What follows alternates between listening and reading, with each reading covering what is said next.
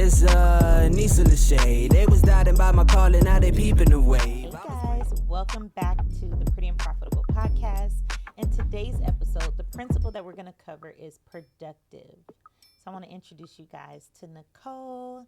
Nicole, tell us a little bit about yourself. Hi. Hey. First, thank you for having me. Thank I'm you for super coming. excited for your podcast. This is something that everybody needs to talk about, being pretty and profitable, because we all slay. Yes. So thank you for having me. I'm Nicole Jones. I have been in project management for the past 10 plus years. So when we talk about productive, we're gonna hit on it. Yes. But I also, it's in other facets as well, just in terms of lifestyle. As you can see, I have my book here. I also wrote a book about being financial freedom, called Unlearn. So in terms of being productive, what that actually looks like, feels like holistically, not just from a business aspect, but from a financial aspect. So yeah, that's who I am. I'm a project manager with the PM Suite. I'm an author. I'm a wife. I'm a new mommy. So I am very productive these days. That is awesome. And busy. And profitable. And profitable. Yes. So, what is project management for people that aren't familiar with it? Project management looks like a number of things. I think what people closely identify project management with is just business operations. It's another term closely associated with project management, essentially meaning being able to carry through end to end on projects for a particular company, corporation, small business, large cap businesses. I'm that pretty much. I like this term a lot, especially because we're in the season. I'm the quarterback of the projects. I pretty much help people get where they need to go, make sure we get the target, make sure we get on time, on budget. Yes. All the things when it comes to project execution. So you're thinking about a whole range of things, not even just one thing. Yes. Wow. Yes. That's awesome. Yes. So what are the foundational skills necessary to be a successful project manager? I would say the main thing is organization. Being organized, being able to compartmentalize things in your brain. I'm just that naturally that person, not just with work, but I'm also the friend that plans everything. It's like, hey, let's do a girls trip, blah, blah, blah, blah. And then all of a sudden everybody looks at me because they know I'm the organized person. So having organizational skills, I think, is extremely important. Were you always organized? Yes. Yes. Yes. Okay.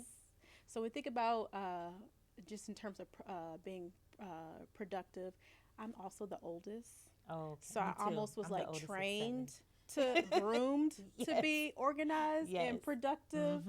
Right. And take care of everybody else and wrangle the cats, as they like to say in the project management world.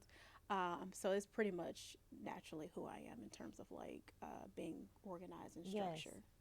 So why I ask that, because I talk about women's identity a lot, and I find that women really get tied to titles rather than knowing who they are. So they're attached to all these different things, and then you ask them who they are, and then they tell you about all these things, right? And so when I talk about identity, I give women the example of like the first step in really discovering who you are is going back to who you were as a child. Oh, right. So that's why I asked you that. Yes. And so the things that typically, things that you naturally did as a child, right? Yep. Because God, like he says that he created us, right? Exactly. And so when he created us, think about when the starting point was when we were children. And some people, they were groomed and their skill sets were encouraged. And some other people, their skill sets and who they naturally were kind of smashed. Yep. And so then you have those kids that are like, I don't know who I am, all that. But when you go back to your childhood, you can see things that you did naturally that you didn't have to be taught. And you, even when you look at kindergarten, you can tell who was who, right? You're like, okay, come here, little Tyrone. Come here, right? But you can tell, right? And so I do have women walk through what are some of the things maybe you got in trouble for, right? So for me, I got in trouble for talking a lot. Yep. Here we are. Thus. Here we are. Prime example. Right? Getting paid to speak. Right. Exactly. But because we were brought into a society where we were really taught to not offend people, to get along and to tolerate and to compromise, some of our skills and who we naturally were or are were kind of like pushed to the side. And so a lot of women then attach to careers and relationships and all these things that God said were additions to us, not who we are. And so when I talk about identity, this is a great thing because you said that when you were younger, you were already organized. And so now what you did is you built on who you naturally were. Listen. You're adding on Yep. these things, right? Yep. But you're using your skill set, your God-given skill set. Exactly. Yes. Exactly. Yes. I love that. That just touches my soul. That just makes me feel really good because the conversations walking like in your purpose. Exactly. Yes. Conversations like this makes Yeah. me really Yeah. happy because Yeah. I talk about some of those things when Yeah. I'm speaking with other project managers, or Mhm. I'm talking about financial management, or just Yes. different aspects of life where it's important to identify who you are at your core, Yes, at your core. because that then is what's going to help you get to being profitable. Exactly. That is who you are, because we do get into that gray area where we're like, okay, what am I good at? Yes. What is my purpose Mhm. in this world? Which is like the age old question. What is my Mhm. purpose?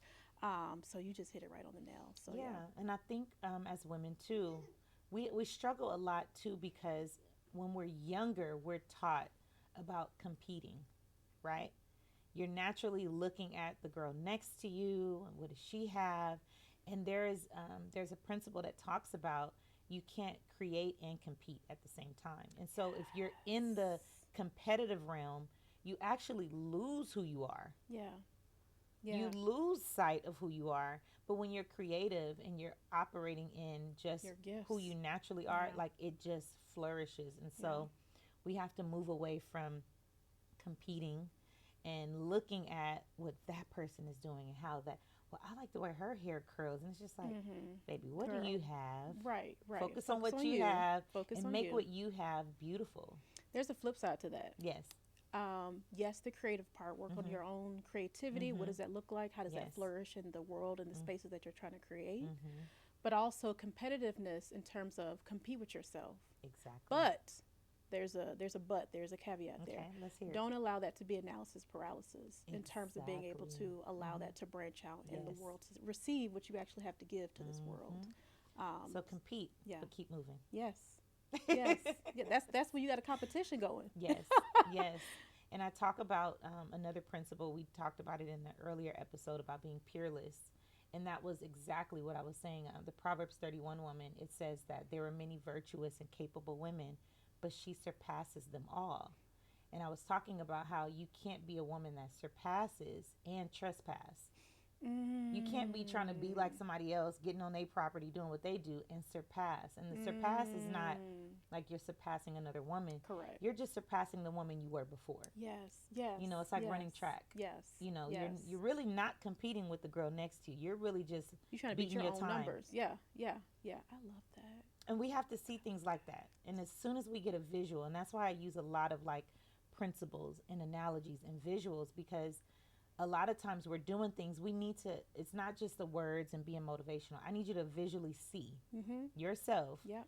tracking your time Yes. Yes. in your race, in your space.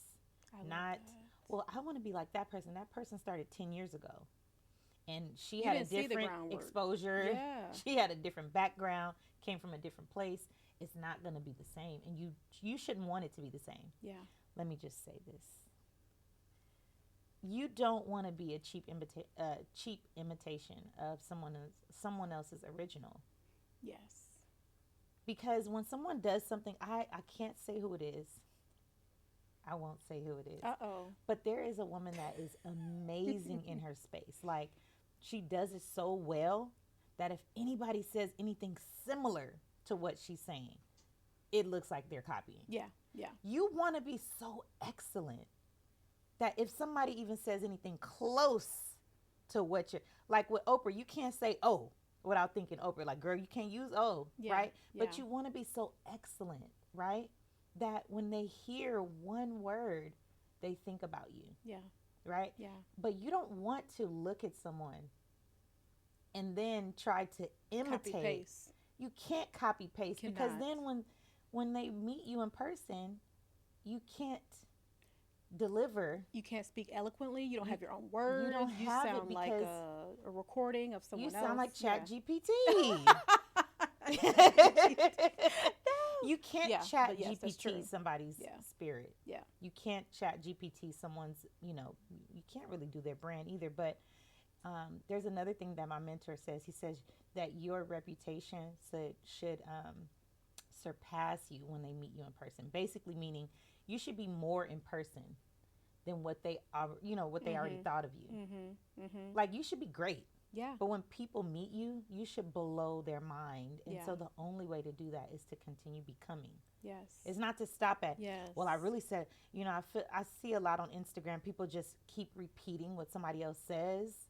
It's just a lot of repeating. But when you really sit down and you sit with the lessons that God has taught you, first of all, you can't forget them. No, they come naturally. They come naturally. Yeah. And they're so profound because there's passion behind what you're saying. Yeah. It's interesting, this current season that I'm in, I feel like I'm in that harvest season. Another word for what you're already articulated. I feel like I'm in that harvest season. I'm like, man, when I actually have the time to sit back and reflect on everything that's happening, I'm like, man, I'm really in my own lane. Not in my own lane like I'm doing this all alone, but like I'm actually this is you. living out. This is me. The purpose, correct. Yes. And to your point, when you get into those spaces and those rooms where you have to articulate what it is that you actually do, and people have already followed you, they've fanned out with you before or following you, you do deliver a lot more than they actually expect. And and you as the person given the information, don't necessarily see it that way because you're just operating in your flow. And you're allowing other people to just receive whatever that energy, those concepts, and that information is. Yes. So it's just a beautiful thing. It's a beautiful thing. And it's not rehearsed when you are sharing that information, your gifts. It's not rehearsed. It doesn't feel like some TED talk or speech or anything. It just flows eloquently in terms of like what you're trying to share with your audience. Exactly. Yeah. When we think about like our brands should really be like Jesus in this sense. People, like he started with 12 people. Yep. He found the people that were going to benefit him. He found a tax collector. He found these fishermen, and he went to the fishermen. He was not a fisherman, but he says, I'm going to make you fishers of men. He told the fishermen, like, you know how to make fish, you know how to catch fish, but I'm going to teach you how to be fishers of men. He took 12 people. Yeah. Right? And then Jesus was just naturally being himself, a little bit of a rebel, saying things that people didn't like, doing things on the Sabbath, stuff that just they didn't think was cool. And then people started to follow him everywhere he went, right? So when they met him, they already knew what he did. His reputation precedes him. They already knew what he did. But let me tell you what happened. I talked about in another episode that the woman with the issue of blood, right? There were all these people around him. And Jesus always said that he could only perform miracles in places where people believed. He said, I couldn't go there because they didn't believe, right? And so he went, he's around all these people, but the only one that was healed was the woman that said to herself, if I can touch, right? And so our brands, our business should be very similar to that.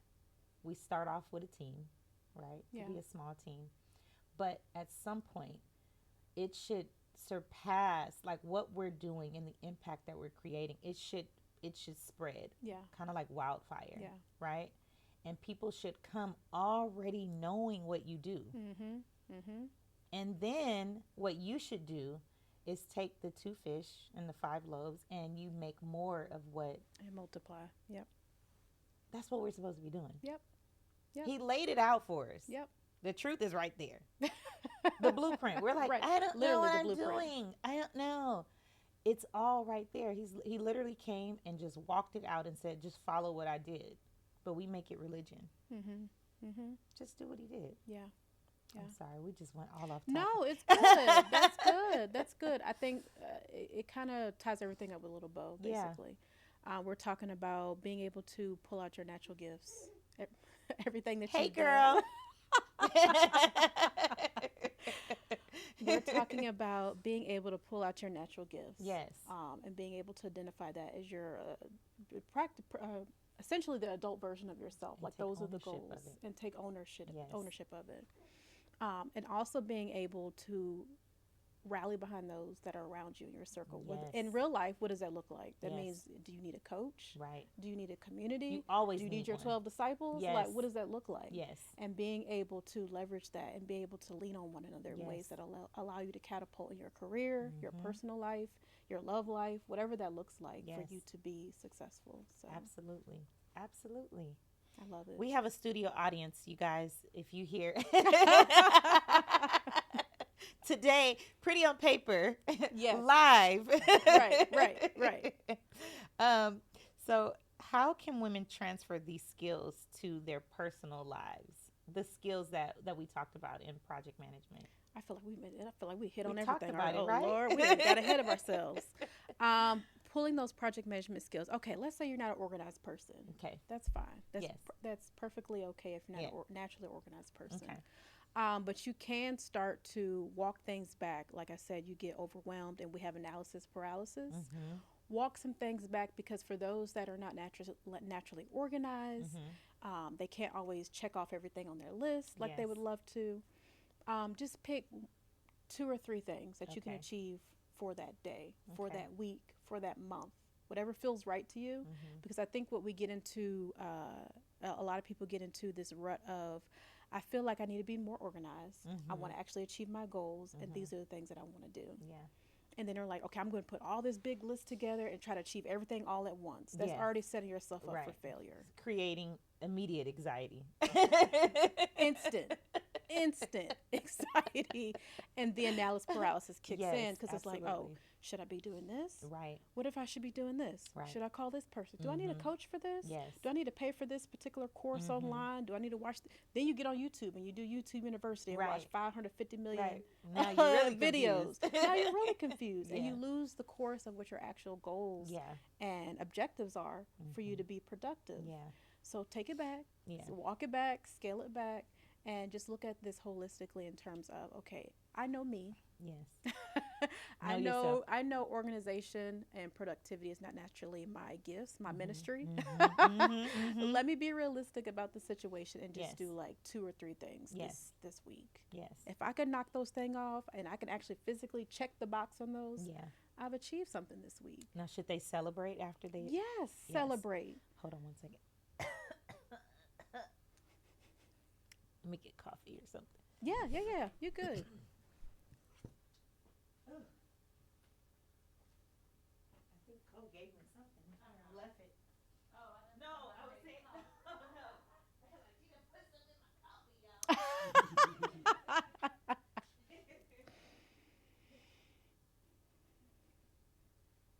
Coriel, you good? Okay.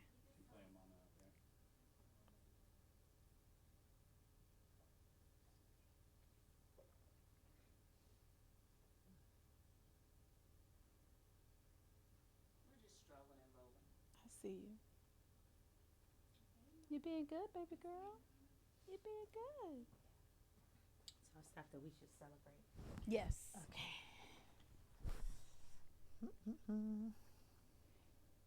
So I'll start it off. Okay. Unless you want to ask the question again. So should we celebrate after we've accomplished those? Definitely. Yes. And if you ask my husband, I celebrate everything. Okay. Okay. I celebrate every small, big Nice. win that there is, just because, I mean, why not? Yes. Why not? And so being able to celebrate those moments just kind of helps solidify that, I actually achieved. I accomplished what I said I was going to do. Because that can be a tough thing for someone. Yes. To actually do what you say you were going to do. That's already a hurdle for some. I feel like, too, people, I think that when you promise yourself something and then you don't accomplish it, you start to not believe in yourself. Like, you know that you lied to yourself. Yeah. And I think people get into that too. Like, okay, I said I was going to do that. Like, I told myself, not nobody else, I'm going to do this. And I didn't do it. So how do you think someone gets out of that when you actually realize that I've made these goals, I didn't do it? Like, how do you get out of realizing that I just lied to myself? It's like, I would say just assess like if you have created that big list of like 30 Mm-hmm. different tasks that you said you Yes. were going to achieve, that's not, Mm-hmm. first of all, that's not realistic, Yes. Yes. especially if you're not naturally that type of Mm-hmm. person. Mm-hmm. Again, scale back that list, Yes. outline it to something that's a little bit more manageable, more realistic for Okay. not just what you want to achieve for that day, for that week, but what you can achieve in relation to everything that's happening in your life. Because you Mm-hmm. might have a family, Mm-hmm. you might be in school, Yeah. you might be starting a new job. What can you realistically achieve Yeah. with in keeping in mind everything else that you have going on in your lifestyle? Yes. And then go about it that way. Mm-hmm. Because again, like you said, I think when you do have find yourself in the position that you just shared, where it's like, man, I just lied to myself. I knew I Mm-hmm. was going to be able to achieve that. Mm-hmm. What that then goes into is this spiral Yes. where you are now looking at other people who are doing the things that you wanted to do. Mm-hmm. You're like, I had that idea, Well, I had that concept, yes. but you didn't You execute didn't on it. execute. Yeah. You didn't execute on it. Yeah. And you have to be more focused on what you actually can achieve and manage during that time frame. Yeah. And then what that also leads to, if you're in that same scenario that you just Mhm, mentioned, mhm. is you don't invest in yourself. Yes. You lose out on opportunities where you Mhm. could have been a great coaching program, Yes. a great group Mhm. program, a great pretty and profitable podcast you could have listened to, Right. but you miss out on it because it's like, well, that's too much money. No, it's not too much money. You Yes. just know you wouldn't be able to achieve what you needed because you didn't focus on the goals at hand in the first place. Yes. So just being able to think of everything holistically, understand what can I manage? Yes. How can I take this on easy bite-sized doses Mhm, where I feel like mhm. I'm accomplished? Yeah. And I think over time that'll continue to grow and manifest into something larger. It Where you're- compounds, right? Exactly, Mhm. exactly. Yeah. And compound interest where you got now monetary opportunities Yes. coming in. So Yes. even better. Yes. So I talk about the profitable Proverbs 31 woman and how she's productive. I think though, as women, we have innately in us to do all these things that the Proverbs 31 woman does. Yeah. However, we treat it more like a to-do list rather than seeing it as a bigger, purpose. And so how do we go from being busy, or how do you be a busy woman but not a busy body? Like, how do you do that? What would you suggest to women that are listening and saying, you know what, Yeah. I'm going to get busy, I'm going to get organized, I'm going to get productive? How do we go from making sure that what we are actually doing does produce something? Got you. So that's where a lot of people have vision boards. Mm-hmm. A lot of people have at the top of the year. If you don't have a vision board, you have like a goals for the year. Yes. This is my word for the year. This is my theme for the year. Yeah. Essentially is what I do as well. Okay. I call projections because I'm a project manager, so I'm using all these Which PM is another terms. principle, by the way. It's another Proverbs 31 principle. But go ahead. Projections? Yes. Oh, okay, I'm in line, girl. I'm in line. I'm This in is alignment. the Proverbs 31 woman. Yes, yes. So I do projections, Yes. basically outline, okay, for the year 2023, and I Yes. have projections for the next 3 years, 5 years. Which you should. Okay. I do too. Okay. Things that I want to achieve and I want to Yes. accomplish and how I will actually get there. Yes. I do that because I want to stay focused on things that matter. Yes. And that's going to go back to the bottom line of Nicole, whether Yes. that's money, time with family, time with friends, time with business partners, whatever that looks Yes. like. That way I don't lose track and get deviated on things that don't make sense and are not in Yes. alignment with my ultimate goal and my ultimate purpose.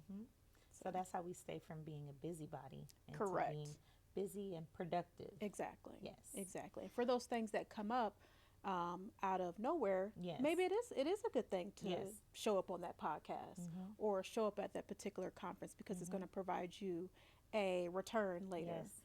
But then there are certain things where it's like, this doesn't feel Right. like the writing. And you'll feel it, you'll understand it, you'll Exactly. get almost an instant feeling that this may not be in alignment with what I want to do. Sounds great. However, let me pitch this to someone else who I think this is more in alignment with. Yes. If that doesn't fit your So brand. being true to yourself, Yeah. not Yeah. ignoring yourself, but being true to yourself. Correct. Yes, that's good. So what are some tips or tools that you can share with women who want to increase the productivity? I think we talked about that. Kinda. Yeah, I think we Did. kind of, Okay. Comment below if you got any more questions, y'all. Link below. Right.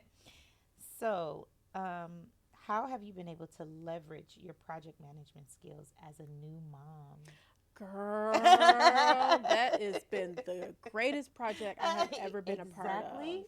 It's a project. So I call her, and my little girl, that's our first little one. Her name is Galaxy. Oh, She's amazing. She's just I love over the that moon. name. We love her. Yes. We call her our little project manager Yes. because she came here well before time. Yeah. She came before schedule. Right. Early. Schedule. Right. Right. And then when her bottle when she knows when her bottle is ready, she'll like cry like 5-10 minutes before, like give it like a warning I'm shot. just letting you know. Yeah. It's time. Yeah. So she's our little project manager. But it's been amazing. It's never the same each day. Mm-hmm. The only thing that we have on schedule is like when her bottles are given to her. Mm-hmm. So that's literally, as my project management brain, that's the only thing I can put on schedule. Everything else is like, I'm gonna roll with it. Mm-hmm. I'm gonna roll with it. Yeah. And so what has happened is, since I'm a new mommy, I'm an entrepreneur, I'm doing all the things. Yeah. Thankfully, both my husband and I work from home with our businesses. My mother-in-law is with us as well, so that provides additional assistance. Village. Girl, a village. Yes. And it's a whole new level. I understand that on a whole new level now. Mm-hmm. But because there's so much unknowns in that process, I leave room for unknowns in my work. Yes. So I work in different spurts. I might work for 3-4 hours, take a break because I know I need to like be in complete mommy mode. Yeah. Like today, she is with me. Didn't have assistance. Mom-in-law had to do her own thing today. Listen, Daddy's make at it work. work. Got to make it work. Yes. So she's a part of our audience Yes. today. Studio audience, girl. Studio audience. So essentially, being able to maneuver in ways that make sense for my lifestyle as entrepreneur and a new mom. It's just being able to make that work. So I talk about that too. Like, I don't believe that a mom is my identity. I think it is something that, of course, you become, and it's something that's added to you. Yeah. However, I don't believe that every woman should be a mom, but I do believe that becoming a mom is like our first intro into ownership and managing, because we've made the baby. Yes. Right now we have to manage it. And then the next level of their parenting, we're figuring out how to multiply the things that are within them. And so, I have an 18-year-old. I'm right now focusing on multiplying his money and putting him in the best position so that my grandchildren will not have to have a scarcity story. Yeah. Because I don't, Yes. we don't want the struggle story. We don't. Struggle is good in life because we need to have some sort of, tug of war and all that. Yeah. But the story, our Black story of struggle and poverty, I just don't think that we should put it into it if we can. Yeah. Right? Yeah. And so I think that being a mom, it gives us an opportunity. And like I said, this is not like saying that the only way to do it. Correct. Because again, if you're a woman and you don't have kids, you are absolutely valuable. For sure. Absolutely. For sure. But I think that being a mom gives you a first hand in ownership. Yeah. Yeah. And all those principles that it takes to be able to manage a business and a home. And it really forces you, because you didn't really need those skills before, right? Yeah. I mean, it was good if you had it. It was good. It was nice to have. Yeah. But it's now a they're in different overdrive. level, right? Yeah. Yeah. It's in overdrive now. And that's so funny you mentioned that. The scarcity piece and being able to teach your kids the same concepts and principles to be successful, not just in life, but financially. Yes. Literally had this conversation last night with my mother-in-law Nice. and my in-laws in general about not having that scarcity mindset as we continue the generation. I think they're not the entire generation, but there are generations where the conversation about money is taboo. We don't want to talk about it. We don't want to ask for help. We almost, in a sense, feel like the struggle and scarcity mindset is a part of who we are, and that we should always carry that with us. When it's like, it doesn't have to be like that, right? Exactly. My husband and I, we actually became debt free. I talk about all this in the book, Unlearn, but we actually both became debt free. Nice. Paid off all of our student loans, and being able to get close to our first $1 million goal threshold, and plus, so that's our goal. Debt free and cash flow. Listen, trying to be able to not only teach ourselves those principles on what's important, and learn from our elders, past generations, on ways that we can be better, but then pass that down to our little one. Yes. And why that's important. And so we were having a conversation about money and bills and all that stuff. And it's just one of those things where it's always a challenge, because if you've grown up in a certain way and thought process, you really have to break down and literally unlearn, which is why I called the book Unlearn a lot of those You do. tactics, those that not even tactics, it's just like a lifestyle. We were born into living a certain way when it comes to money, or learning and having a relationship with money in a certain type of way, that it's hard to like move away from that, and it feels uncomfortable, it feels distant, and it feels foreign. Yes. So being able to break that down, unlearn that, to then build yourself back up again in a way that makes sense. Sense. Exactly. It can be a real challenge, especially in our community. Absolutely. Especially in our community. Yeah. I mean, because we've been handed down, you know, very skillfully ways to stay in the low income space. Skillfully. I heard you. I heard that word. Right? I was like, yep, that's the word. And to also believe that when we hear minority or poverty, we automatically associate and we think that they're talking about Black people. Yep. Instantly. Like, I'm not a minority. Yeah. Sorry. Don't put anything minor next to me, right? I don't care what the statistics say. Yeah. Listen, if we calculate the whole globe, we are definitely not a minority. But I think that it has been strategically put in place for the majority. So they're okay with a few Blacks making it because they need a little bit of sprinkle, little seasoning here and there. A little pepper. But if we can, you know, even for like right now, just off topic, kind of like the new way to destroy our community is through entertainment, to keep them entertained. There's a scripture in, I think it's in Leviticus 16. Moses goes to Pharaoh and he says, let my people go. And so, you know, he's like, I'm not letting the people go. So then what Pharaoh does is he takes the straws that they had. They were using straws to build these bricks. He takes their straws and he raises their quota, like that he increases their workload. And he says, basically, keep them busy so that they don't entertain lies. And I feel like that's what happens to our people. Like, they took the straws and the straws were used to build the tools. Yeah. And they were devastated. They're like, they took our straws. But I was thinking, why didn't the Israelites figure out how to make more straws? I got you. Yeah. And when the straws were taken, the quota was raised. It's kind of like this economy right now. But, you know, and he says, basically, like, weigh them down with work so that they don't entertain the lies. So, you know, if you weigh people down with work, what is the next thing that they want to do? They want relief. They feel like they deserve relief. And I think we are so focused on entertaining ourselves and we feel like we deserve this type of life, but we don't pay attention that your straws have been taken.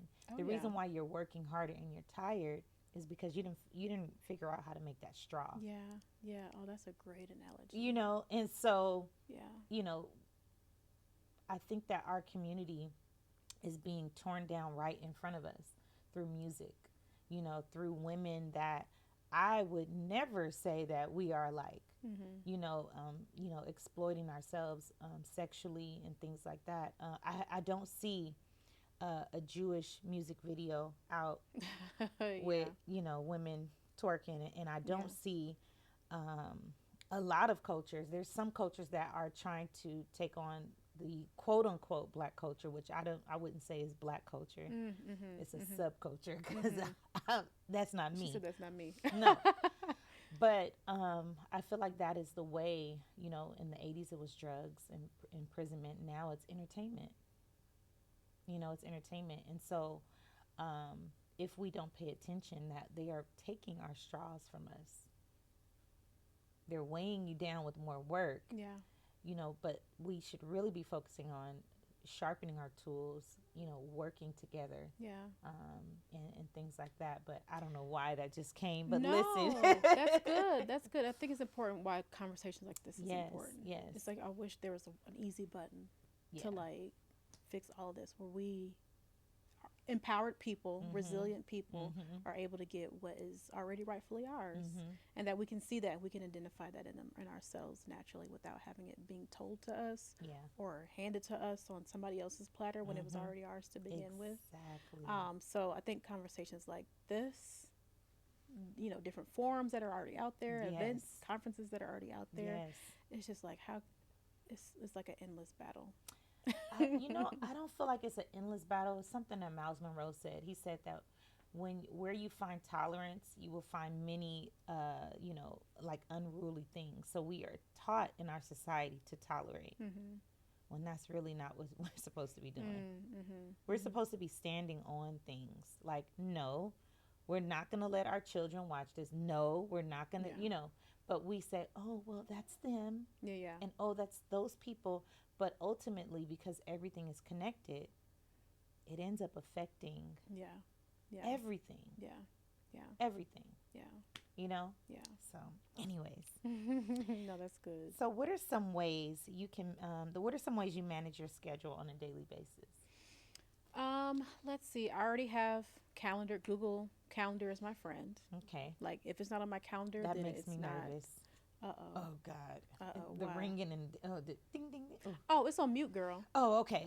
It'll vibrate. Okay. Because I also need that too, my sanity. Because I'm like, if something is like So dinging every other, I don't have Instagram notifications. I don't have Facebook on for a reason. Yes. But my calendar, I got notifications and it vibrates. So it's not like chiming every 2 seconds.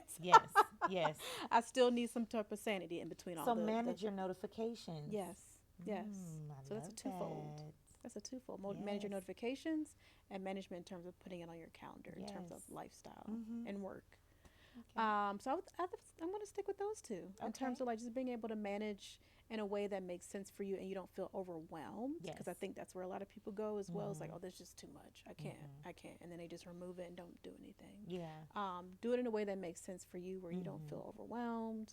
It doesn't feel like a big to-do. And then you don't end up doing it. Right.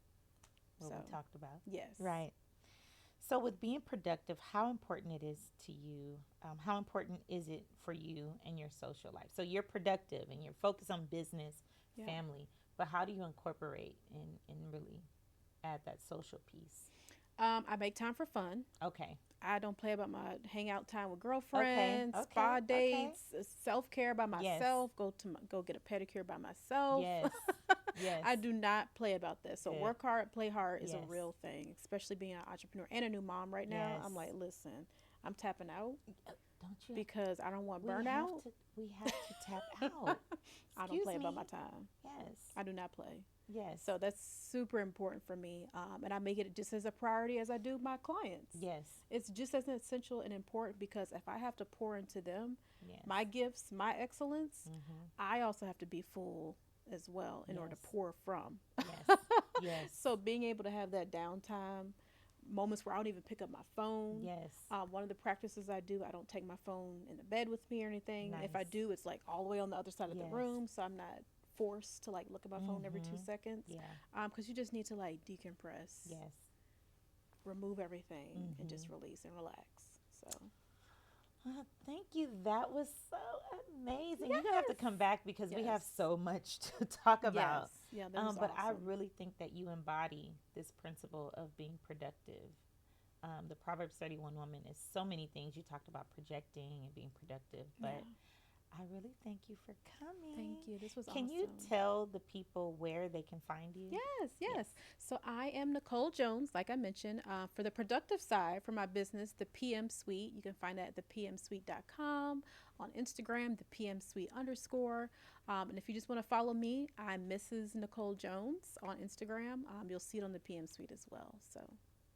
And to just wrap up what we talked about today, being productive is about knowing who you are, learning who you are, managing yourself, and using the right tools, and learning when to tap out. Yes. Right? Yes. Thank you for watching this episode, and we'll see you next week. It's Aneesa Getaneh. They was doubting by my calling, now they peeping away.